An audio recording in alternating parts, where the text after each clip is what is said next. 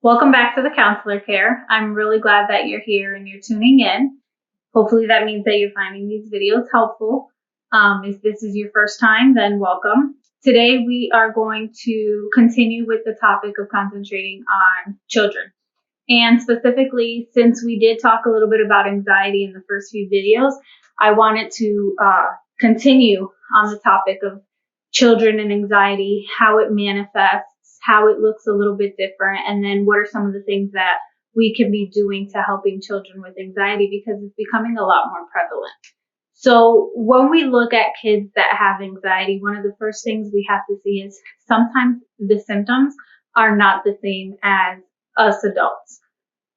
For children, it can be a lack of sleep, not wanting to sleep by themselves, intense fear of the dark, stomach aches. That's a huge one. So a lot of times that children that have anxiety will complain of somatic symptoms. So something feeling wrong with their body. So like headaches or stomach aches.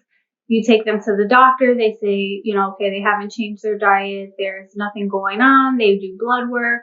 A lot of times the culprit is actually anxiety. So one of the things that we do once we suspect that this is anxiety, if they meet the criteria for it, is looking at how to externalize it. So externalizing and managing is the same way. One of the videos I showed you, progressive muscle relaxation, the squeezing the lemons out, there's a candle, let's breathe. Those are different things that we can help them, the same grounding techniques. But some of the other things that I find have been very helpful, especially with a lot of my younger patients, is this externalizing. So externalizing is naming something, giving it a name to kind of put it outside. So we are us. We are not our labels. We are not our anxiety. It's outside of us. So what we do is we help them give it names. And I've had really creative names. I've had icky butterfly because guess what? Kids feel like they have butterflies in their stomach when they have anxiety. I really like that one. Some of my favorite have been Voldemort, Harry Potter fans, the Harry Potter fan patient. We called it Voldemort. We're going to fight Voldemort. We gave analogies on how we can fight Voldemort. And Voldemort is the anxiety. The icky butterfly is the anxiety. What does that icky butterfly do to you? He who shall not be named. Lots of different things. Whatever the child wants to name it. And not only does this work with anxiety, by the way, it also works with ADHD. It works with a lot of behavioral issues too. Instead of them internalizing like I'm a bad kid or I'm a bad boy, I don't listen. ADHD. What do we want to call this thing that makes you not sit down and want to run around and not be able to focus? Like the little green monster. Okay.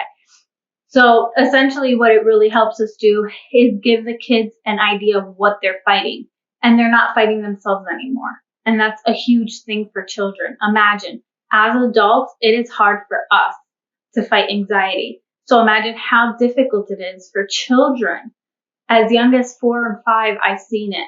Okay. I've seen where 4 and 5-year-olds, 6-year-olds are Baker acted, not necessarily because of anxiety, but because of mental health issues. And this is not okay.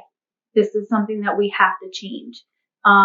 So when we come back to the anxiety and externalizing, some of the things that you can ask your child, or some of the things that you might see your therapist ask them is, okay, so let's give it a name. What are we going to name it? You might start with asking how it feels. Okay. So for instance, with my patient with the icky butterfly, it feels like little butterflies in my stomach. Like, okay, well, when else do you get butterflies? Oh, I get butterflies when I'm on a roller coaster. Now we have them distinguish good anxiety from bad anxiety, right? Because sometimes anxiety is good, right? It helps us prepare it. It's normal. Okay, well, what about when it's not good? What about when it's not like about a ride, or it's not about being excited about going, on a trip, and they go, oh, okay, yeah, let's call it the icky butterfly. Okay, so what does the icky butterfly do?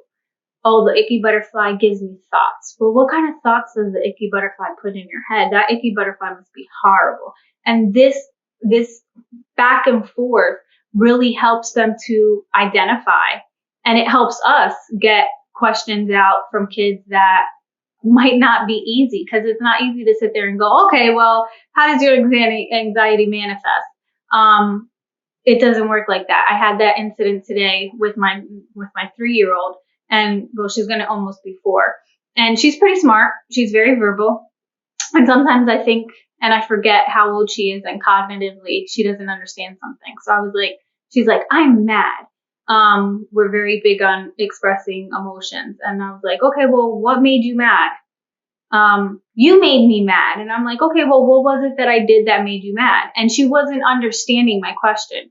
And I asked her about 3 times. I was like, what did mommy do that made you mad? You have to tell me. And then I realized she wasn't comprehending, and I had to get down to her level. And I said, what would you have wanted mommy to do? What would have made you happy? Oh, well, mommy got mad first, so I would have wanted mommy to breathe. She schooled me, basically. But this was just a beautiful moment to show that we have to get to the kids' level. And it's also a beautiful moment to show that no matter how much you know about kids, sometimes it's just going to go, phew, and you're going to not always be able to handle the situations as well as you would like. So I'm going to keep this video short on the anxiety and the children just to keep you entertained. I know I've been making them a little longer. But that means that I might be back tomorrow with another video. If you tell me something that your child might be struggling, whether it's behavior, whether it's ADHD, something that they're living with that is affecting them, or something you're having a problem in terms of like controlling certain types of behaviors, drop a message. And I can tailor my video to address those issues. Okay? Have a good day, and thanks for tuning in.